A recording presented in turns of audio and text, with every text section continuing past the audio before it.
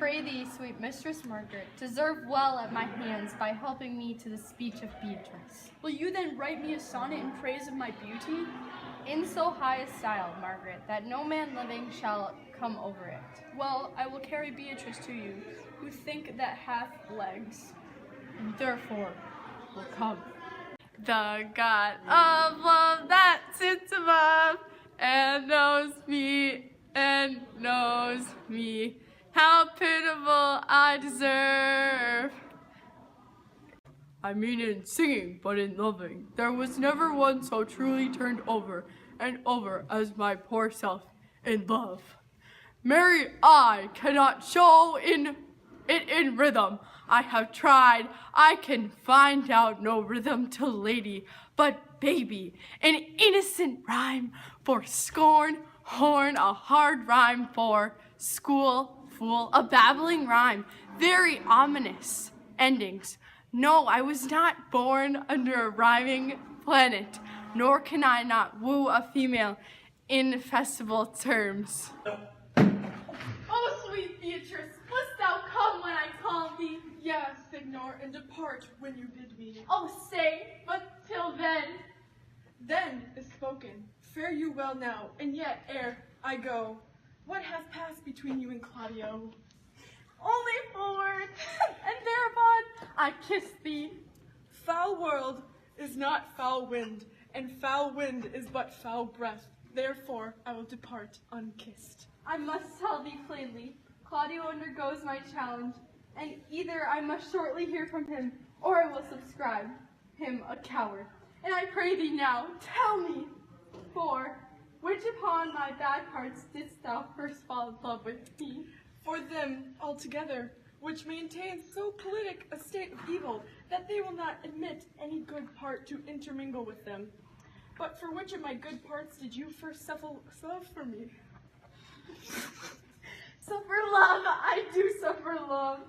Indeed, for I love thee against my will. In spite of your heart, I think, alas, poor heart, if you spite it for my sake, I will spite it for yours, for I will never love that which my friend hates. Thou and I were too wise to woo peaceably, and now tell me, how doth your cousin? Very ill. And how do you? Very ill too. Serve God, love me, and then there will I leave you too, for here comes one in haste. God.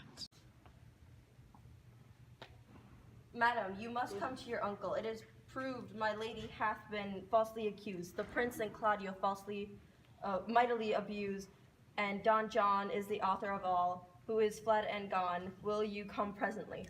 Will you go hear this news, Signor? I will live in thy heart, die in thy lap, and be buried in thy eyes, and moreover, I will go with thee to thy uncle's. Did I not tell you she was innocent? So are the prince and Claudio, who accused her, but Margaret was in some fault for this, although against her will, as it appears. Well, I am glad that all things sort out well. And so am I, being else by faith and force, to call young Claudio to a reckoning for it. Well, daughter, and you gentlewomen all, withdraw into the chamber by yourselves, and when I send for you, come hither masked. The prince and Claudio promised by this hour to visit me.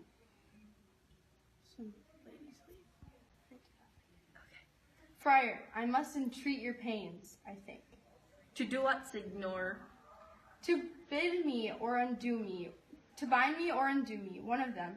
Signor Leonardo, truth it is, good signor, your niece regards me with an eye of favor. That I, my daughter, lent her, 'tis most true. And I do with an eye of love requite her. The sight wherefore I think you had from me, from Claudio and the prince, but what's your will?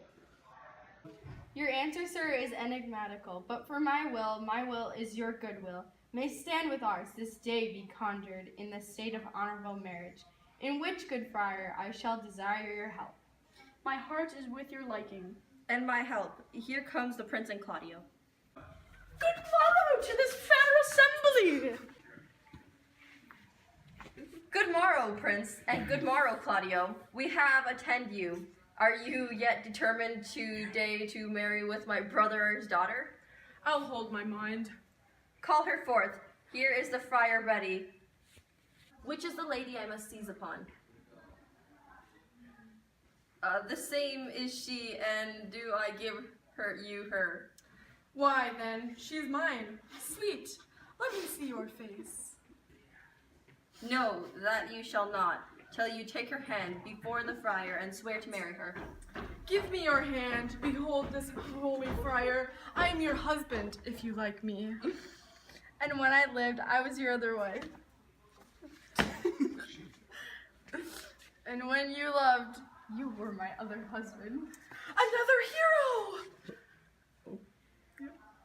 One hero died, defiled, but I do live. And surely as I live, I am a maid. Hero that is dead! She died, my lord, but while she slandered lived. Soft and fair friar, which is Beatrice? I answer to that name. What is your will? Do not you love me? Why, no. No more than reason. Why then your uncle and the prince and Claudio have been deceased. They swore you did. Do you not love me? Troth no, no more than reason. Why then, my cousin Margaret and Ursula are much deceived, for they did swear you did. They swore that you were almost sick for me. They swore that you were well nigh dead for me. 'Tis no such matter, then you do not love me. No, truly, but in friendly recompense. Come, cousin, I am sure you love the gentleman. And I'll be sworn upon that he loves her, for here's a paper written in his hand, a halting sonnet of his own pure brain, fashioned to Beatrice. And here's another, written my cousin's hand, stolen from her pocket containing her affection unto Benedict. A miracle! Here's our own hand against our hearts. Come, I will have thee, but by this light, I take thee for pity. I would not deny you, but this good day I yield upon great persuasion, and partly to save your life, for I was told you were in a consumption. Peace! I will stop your mouth. Mwah! Go. I'll tell thee what, Prince, a college of wit crackers cannot flout me out of my humor. Since I do propose to marry, I will think nothing to any purpose that the world can say against it, and therefore never flout at me for what I have said against it. For man is a giddy thing, and this is my conclusion. For thy part, Claudio, I did think to have beaten thee, but in that thou art like to be my kinsman. Love unbruised, and love my cousin. Come, we are friends. Let's have a dance ere we are married, that we may lighten our own hearts and our wives' heels. Well, have danced afterward? First of my word, therefore play music. Prince, thou art sad. Get thee a wife, get thee a wife. My lord. My lord, your brother John is taken in fight and brought with him armed men back to Messina. Think not to him till tomorrow. I'll devise thee brave punishments for him. Strike up thy pipers. No, we Yeah! didn't.